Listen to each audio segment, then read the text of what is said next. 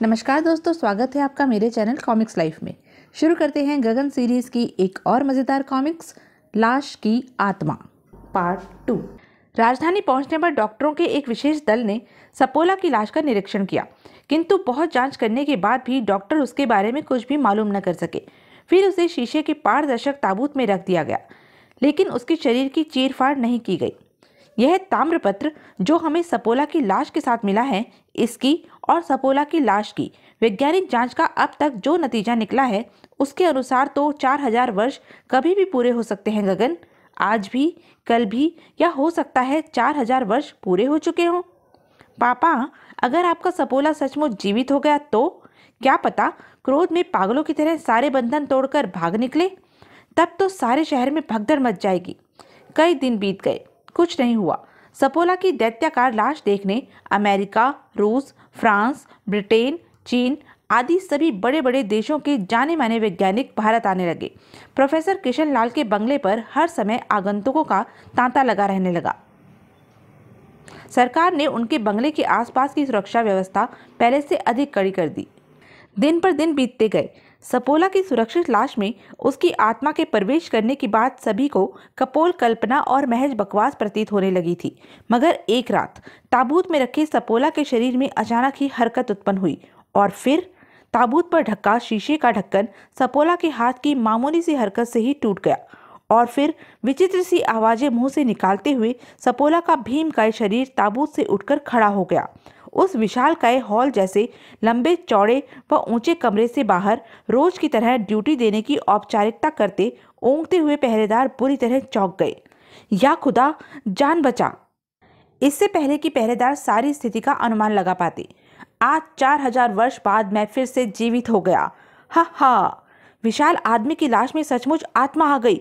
उफ, राक्षस जिंदा हो गया।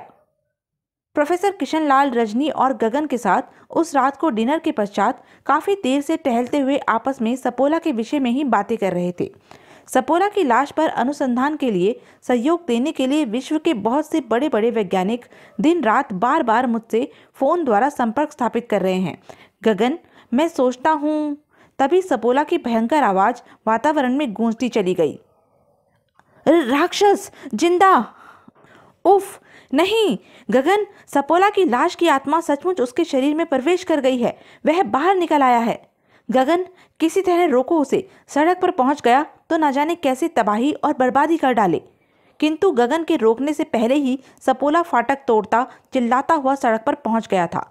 सपोला जैसे ही भरे बाजार में पहुंचा, लोग उसे देखते ही भयभीत हो उठे। कुछ दुकानें बंद हो चुकी थी, जो खुली थी धड़ाधड़ बंद होने लगी। जिसका जिधर सिर समाया वह उधर ही भागने लगा।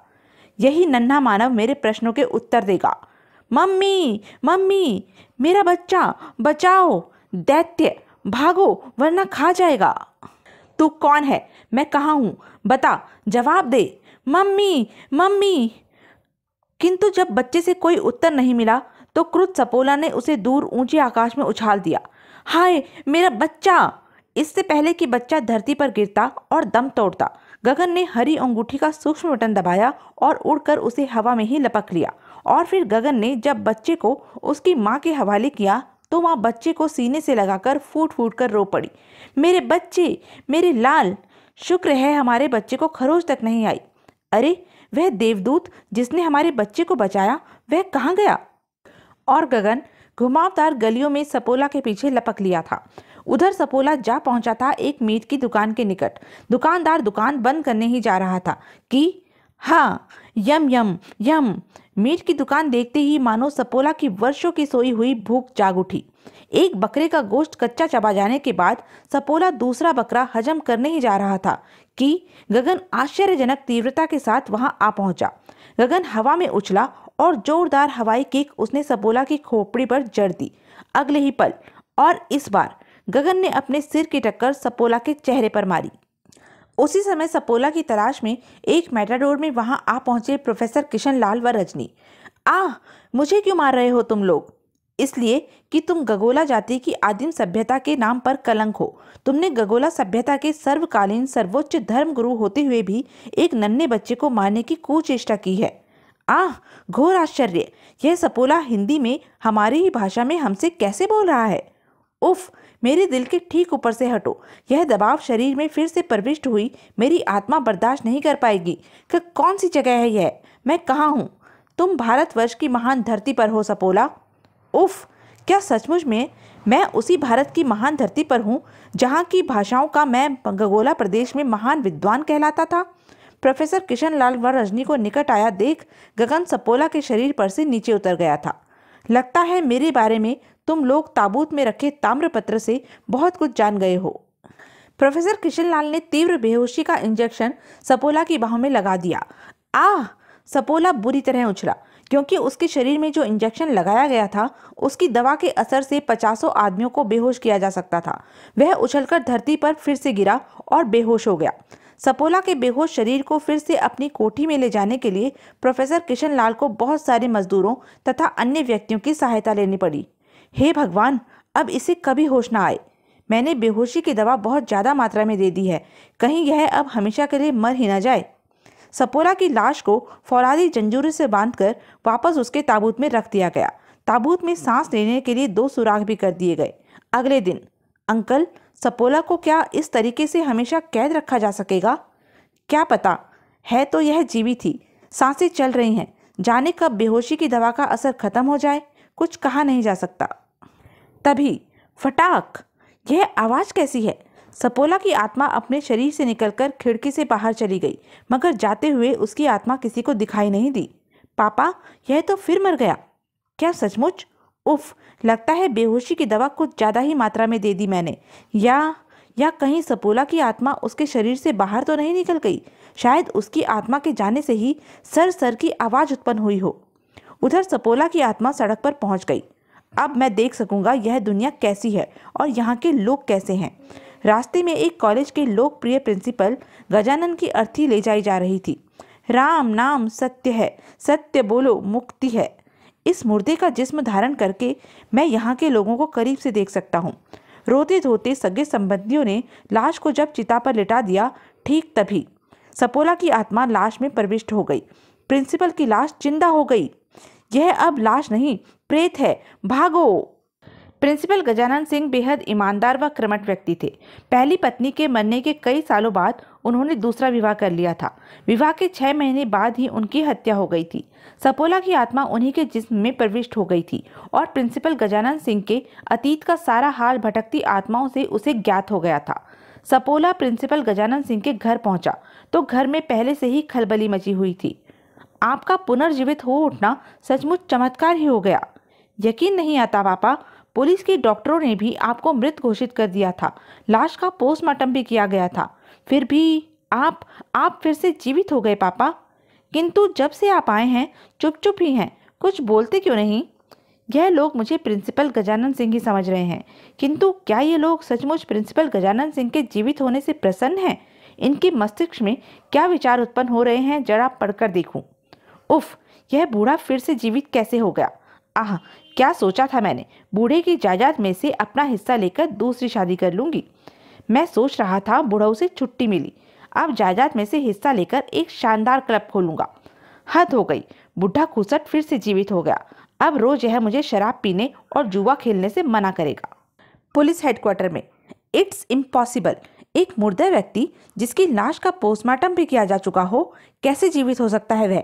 इंस्पेक्टर वागले, तुम जांच करो, इसकी पूछताछ करो प्रिंसिपल गजानन सिंह से। जरूर उसका फिर से जीवित होना किसी भयानक षड्यंत्र का हिस्सा है। उधर प्रिंसिपल गजानन सिंह की कोठी में, उफ, यह कलयुग है या घोर कलयुग? इतना गंदा खून! पत्नी पति के जीवित होने से खुश नहीं, बेटे बाप की मौत की कामना कर रहे हैं। अगले ही पल ऐसे घटिया विचार, ऐसे गंदे खून के लोग जीवित रहने के हकदार नहीं हैं। इससे पहले कि कोई कुछ समझता, प्रिंसिपल गजानन सिंह के शरीर में प्रविष्ट सपोला की आत्मा ने गजानन सिंह की पत्नी को कुर्सी समेत दीवार पर दे मारा। पिताजी पुनर्जीवित होकर पागल हो गए हैं। प्रिंसिपल गजानन के बेटों ने भयभीत होकर कोठी से बाहर भागना चाहा, किंतु बड़ा बेटा उसकी पकड़ में आ गया और सपोला की क्रुद्ध आत्मा ने उसका शरीर दोनों टांगों के पकड़ बीच से चीर दिया। छोटा बेटा बाहर भागा, मगर भागकर दूर न जा सका। प्रिंसिपल के शरीर में प्रविष्ट सपोला की आत्मा ने उसे बाहर बरामदे में ही पकड़ लिया और उसके शरीर को हवा में बहुत ऊंचा उछाल फेंका। नीचे गिरते ही छोटे बेटे का सिर फट गया, हड्डी पसलियां भी टूट गई। उसने तत्काल ही दम तोड़ दिया। कोठी के बाहर ठीक उसी समय, मैंने प्रिंसिपल की हत्या करने के लिए पूरे 5 लाख रुपए तुम्हें दिए, किंतु वह अब भी जीवित है। चुनाव के लिए चुन लिया गया तो मेरा चांस मारा जाएगा मूर्खों। क्या बोलता है चौपटलाल सेल, अपुन का बुद्धि भ्रष्ट हुआ जाता है। अपुन क्लियर शूट किया होता था प्रिंसिपल को। पुलिस उसका डेड बॉडी का पोस्टमार्टम भी किया था, मगर वो प्रिंसिपल फिर भी जिंदा कैसे हो गया? या तो तुम दोनों ने मेरे साथ फ्रॉड किया है, या फिर लोगों ने यह अफवाह जानबूझकर उड़ाई है कि प्रिंसिपल का मुर्दा फिर से जिंदा हो गया है। अभी असलियत मालूम हो जाएगा सेठ।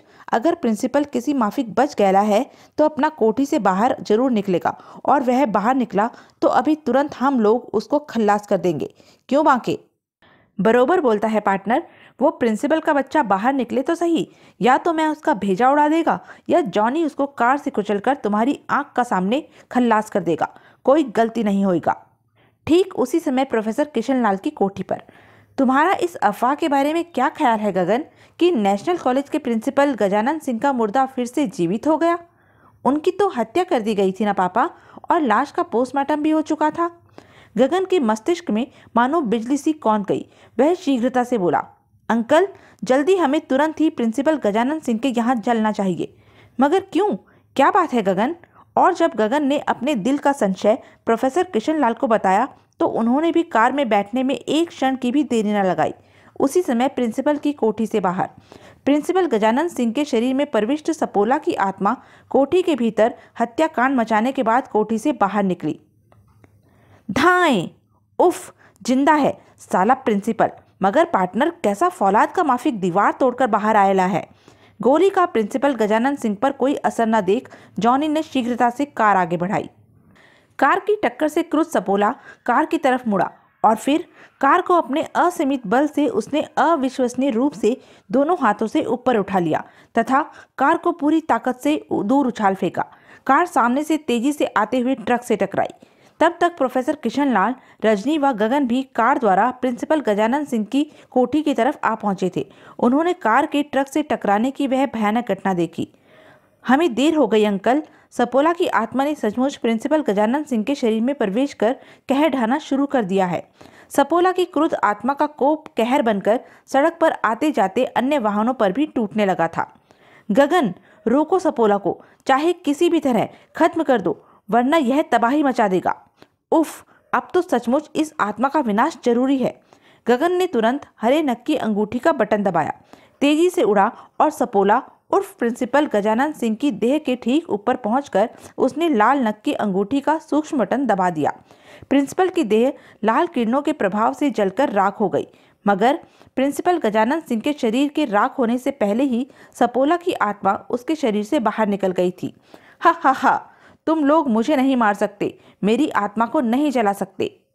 अब मैं अपने शरीर में प्रवेश करने जा रहा हूँ, और जब तक आज के समाज के तुम जैसे कीड़े मेरी लाश तक पहुँचेंगे, मैं इस गंदे और घटिया युग को तबाह और बर्बाद कर दूंगा। और फिर प्रोफेसर किशनलाल की कोठी में अपने ताबूत के चारों ओर बंधी हुई फौलादी जंजीरों को तोड़ती हुई सपोला की लाश उठ खड़ी हुई। मगर सपोला गगन की चमत्कारी शक्तियों से भला कहाँ परिचित था। सपोला सारे शहर में विनाश का तांडव उपस्थित कर देता। गगन उड़ता हुआ अद्वितीय गति से प्रोफेसर किशनलाल की कोठी तक आ पहुंचा। हाय, मरा नहीं सपोला, मैं तुम्हें भारतवर्ष की महान भूमि पर ऐसी खून की गंगा नहीं बहाने दूंगा। हा हा हा, मैं आत्मा हूँ, तुम मुझे नहीं मार सकते, और अब मैं तुम्हें बिना शरीर के ही मानसिक शक्तियों से नष्ट कर दूंगा। और फिर सपोला की आत्मा ने गगन के मस्तिष्क पर मानो आक्रमण सा कर दिया। गगन का शरीर हरी अंगूठी के सूक्ष्म बटन दबे होने के कारण उस समय हवा में ही था। प्रोफेसर किशनलाल व रजनी भी तब तक अपनी कोठी के निकट आ गए थे। कुछ भी हो सपोला, तुम मुझे नष्ट नहीं कर सकते। मेरे मस्तिष्क में तुम अपनी मानसिक शक्तियों का प्रहार करते हुए सदियां बिता दो, तब भी नहीं। सपोला ने गगन को नष्ट करने के लिए समस्त आत्माओं का आह्वान किया, और शून्य में भटकती आत्माओं ने गगन के मस्तिष्क को घेर लिया। गगन धीरे धीरे नीचे धरती पर उतरने में सफल हो गया, किंतु उसके चारों ओर आत्माओं की आवाजें शोर मचा रही थी, जिनमें सपोला की आत्मा का शोर सबसे तीव्र था। हा हा हा, मैं सपोला की आत्मा हूँ। इस ब्रह्मांड में भटकती हजारों लाखों आत्माओं की मदद से मैं इस गंदी दुनिया के गंदे लोगों को तबाह और बर्बाद कर दूंगा। तुम तो गगोला सभ्यता के सर्वकालीन सर्वोच्च धर्म गुरु हो सपोला, भगवान के लिए मेरे भैया को आत्माओं के घेरे से बाहर निकाल दो। भगवान ने जो प्राणी बनाए हैं उनका जीवन जिस तरह नियत किया है उसे वैसा ही चलने दो। रजनी की विनती सुनते ही सपोला की आत्मा को जैसे तीव्र झटका लगा। उफ, भगवान, उसे तो मैं भूल ही गया था। अच्छा किया तुमने मुझे उसका ध्यान दिला दिया बेटी। उस परमात्मा की बनाई व्यवस्था में दखल देने का मुझे कोई हक नहीं। मैं जा रहा हूँ मृत्यु लोक से दूर, ब्रह्मांड के शून्य में। आज से 4000 वर्ष पहले मैंने सोचा था कि 4000 साल बाद पुनः अपना शरीर धारण कर मैं एक ऐसी दुनिया देखूंगा जिसमें सत्य, ईमानदारी व भाईचारे का बोलबाला होगा। काश मैंने उस समय यह फैसला किया होता, मगर अब मैं वापस जा रहा हूँ, हमेशा हमेशा के लिए इस दुनिया से दूर, ताकि इस मक्कार व फरेबी दुनिया को फिर कभी न देख सकूं। सपोला की आत्मा जैसे ही अंतरिक्ष की गहराइयों में ऊपर और अधिक ऊपर उठती चली गई, अन्य सभी आत्माएं भी शांत हो गई। सपोला की आत्मा के लोप होने के कुछ ही क्षणों बाद गगन पूरी तरह सामान्य अवस्था में आ गया। तो गगन, मेरे भाई, वह आत्मा गई हमारी दुनिया से। हाँ, लेकिन अपने निशान छोड़ गई है। कोठी की मरम्मत और दोबारा प्रयोगशाला को पहले किसी अवस्था में लाने में काफ़ी वक्त बर्बाद हो जाएगा। सब ठीक हो जाएगा बेटे। तो यह थी गगन सीरीज़ की एक मज़ेदार कॉमिक्स। ऐसे ही मज़ेदार कॉमिक्स के लिए बने रहें मेरे साथ, और हाँ, मेरे चैनल को लाइक, शेयर और सब्सक्राइब करना ना भूलें। धन्यवाद।